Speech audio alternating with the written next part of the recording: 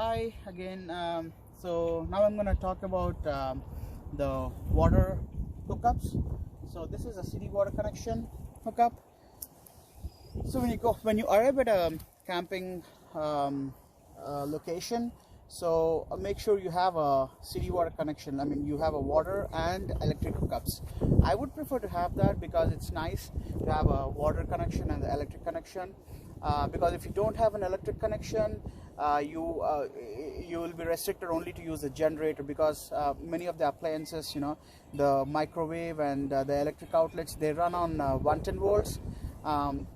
So you need either an electric hookup or a generator.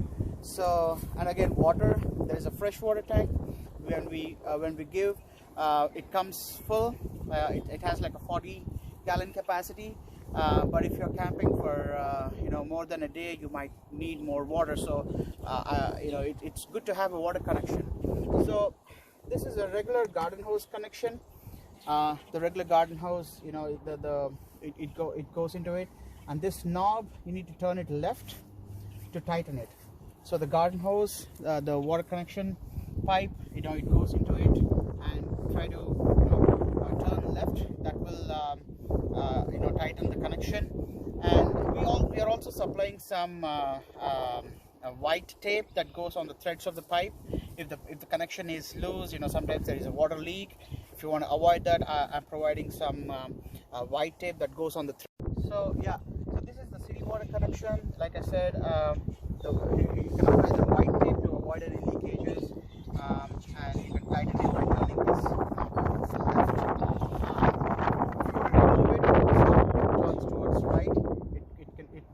You can lose the pipe and you can take it off once you are done filling up the freshwater tank, or once you are done camping, you are done for the day and you are leaving the campground. You can turn this towards the right, the pipe comes out, and you can close this with a cap, and that's it, you are done. So when you are plugged in and when you are connected to the city water hose, there are some connections that I would like to go over.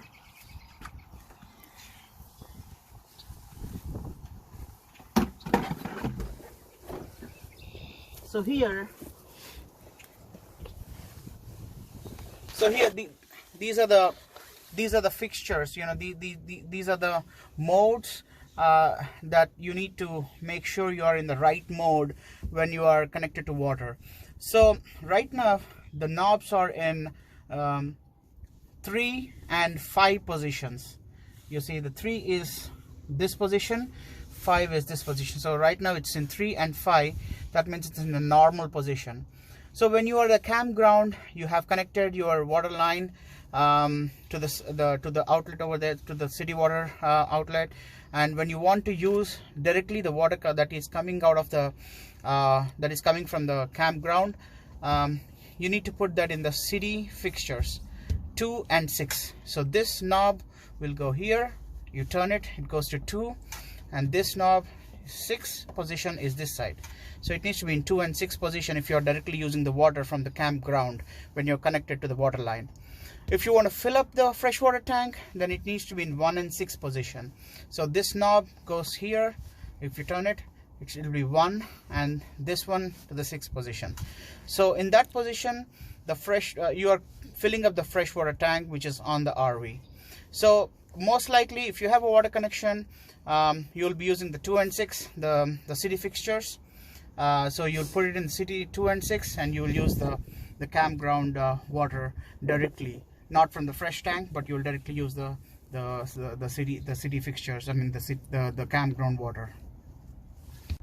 So this is a water pressure regulator.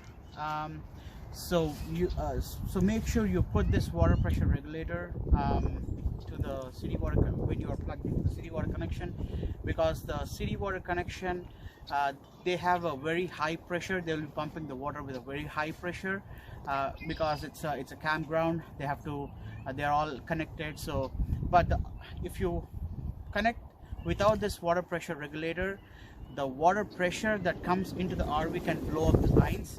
So that's why make sure you have this pressure regulator put in, and then connect the water hose to the campground location, to the RV. How do you the city water connection.